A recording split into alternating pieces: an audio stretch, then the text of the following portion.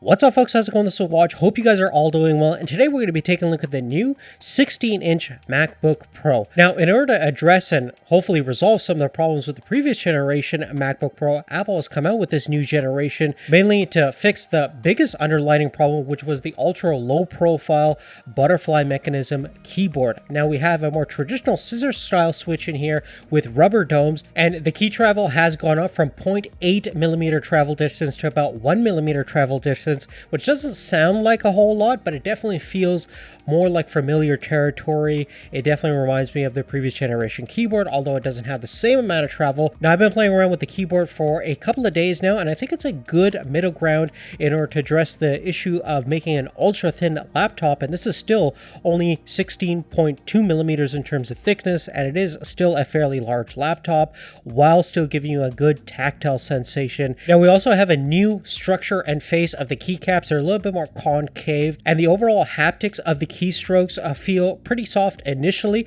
but as you go down towards the bottom of the keystroke, you do have a nice little clicky, satisfying sensation that you've initiated a keystroke, and it definitely feels a lot more tactile than the pretty much touchscreen-like sensation that you got on the previous generation low-profile keyboard. Now, some of the more subtle changes are definitely nice on the new keyboard as well, including a physical escape key on the top left-hand corner, as well as an individually separated Touch ID / power button on the top right-hand corner, which also has a matte black finish matching the overall aesthetic of the keyboard. And as a result of this, the touch bar has been shortened by about 19 millimeters, which is perfectly fine. The shape of the arrow keys has been also changed to a more inverted T traditional shape, which is also a welcome addition. Now, at the end of the day, if you're a fan of large mechanical style desktop keyboards, you're probably still not going to like this thing, but in terms of a general compromise, it's definitely a better direction to go to if you're making an ultra powerful and ultra thin laptop. Now, you can see the Force Touch trackpad on the 16-inch MacBook Pro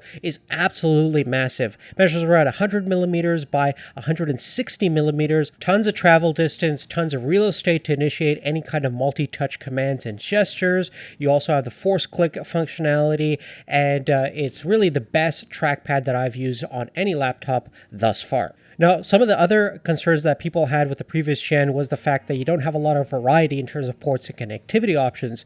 We still have pretty much 4 USB-C / Thunderbolt 3 connections, which is great in terms of versatility, since you can hook up 2 6K displays or up to 4 4K displays with these connections. You can transfer data up to 40 gigabits a second, and each of these USB-C inputs do have the ability to charge the laptop itself or to externally charge other USB Type-C devices, which is handy. But besides the 3.5 millimeter headphone jack, there are no other ports, so that means you're going to need to invest in adapters like this to get access to regular USB Type-A connections, SD cards, as well as HDMI DisplayPort connections, etc., which is definitely going to take away from the streamlined look that Apple's trying to maintain with this machine. Now, in terms of the display quality itself, it's absolutely gorgeous, as you would imagine. It's 16 inches diagonally speaking, IPS LED backlit, has a native resolution of 3072 by 1920,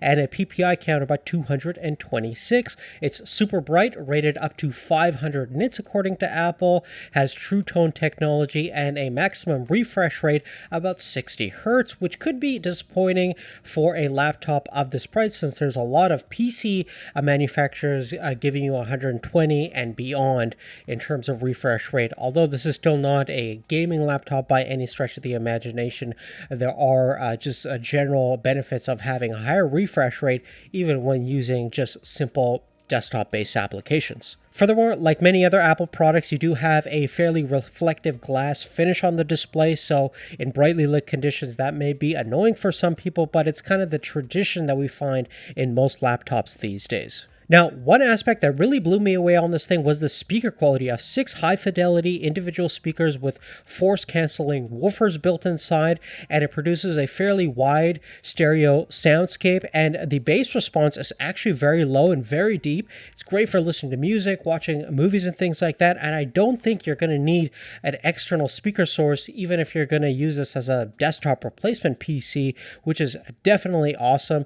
You do have also Dolby Atmos certification amplification on the speakers themselves. Now, in terms of the front-facing FaceTime camera, we're actually shooting with it right now. It's 720p, 30 frames per second, so that really hasn't changed from the previous generation, but the microphones have been slightly upgraded. We have a triple mic configuration, and it's a beam foaming directional pattern, so it should do a better job in terms of picking up your voice, especially important for video conferencing and things like that.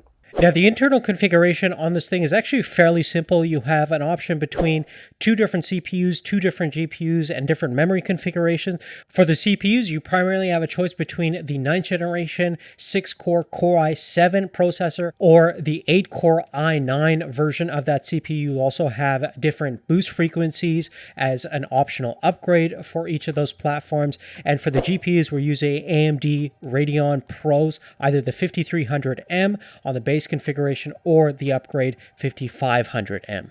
Now, the version that we have specifically is basically the poor man's version. It's the cheapest configuration possible, which comes with an Intel i7-9750H processor. That's a 6-core chip with 12 threads.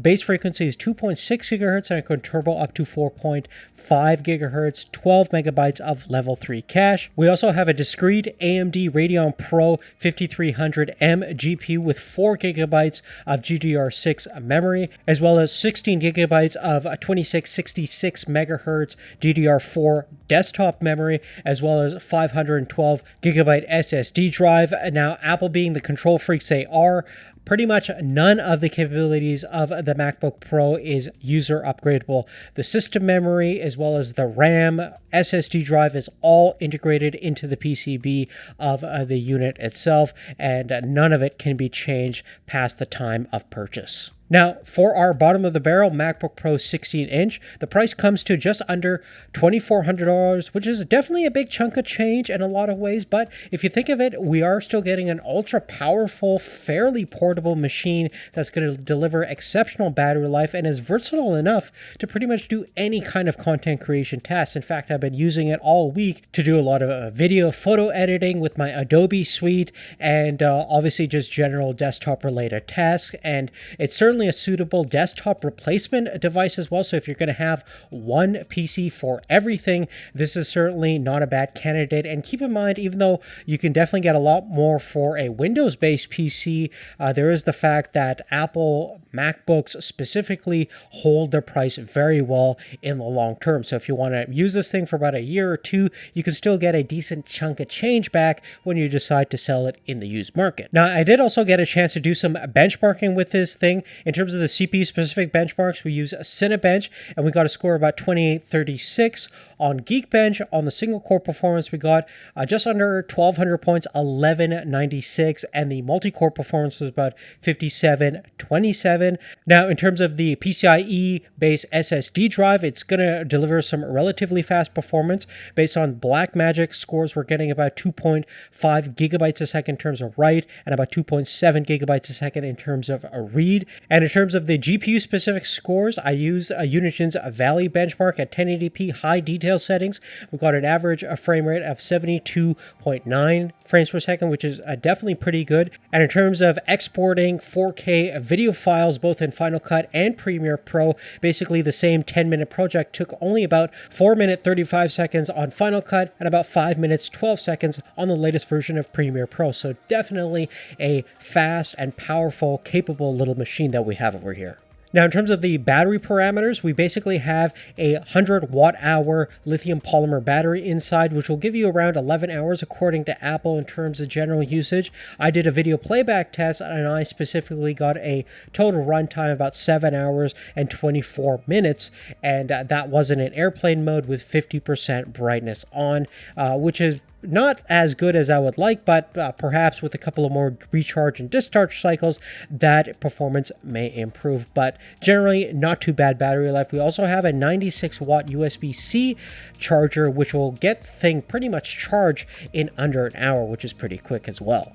Now, beyond those notions, to summarize everything we've talked about thus far, I don't think that there's a lot of problems with the 16-inch MacBook Pro. It certainly solved the issue of having a crappy keyboard with this new Magic Keyboard, which is nice to see. Solid display, solid internal performance. If you're going to fault it on anything, it's probably due to the fact that you don't have a lot of connectivity options, don't have an SD card reader, don't have a full-size HDMI connection or standard USB connection, and quite expensive just as a general starting price, and the fact that it has no usable upgradable options is definitely a bummer as well. But besides that, it's a fantastic machine, and if you have the money for it and are looking for a premium grade laptop, I don't think there's a better thing out there right now. But definitely love to hear your thoughts. We're going to have an ultimate setup guide for the 16-inch MacBook Pro coming up very, very soon, so check out the description or click on the card once that video becomes available. Give us a thumbs up if you like this video. Make sure you have post notifications turned on. That way you get our videos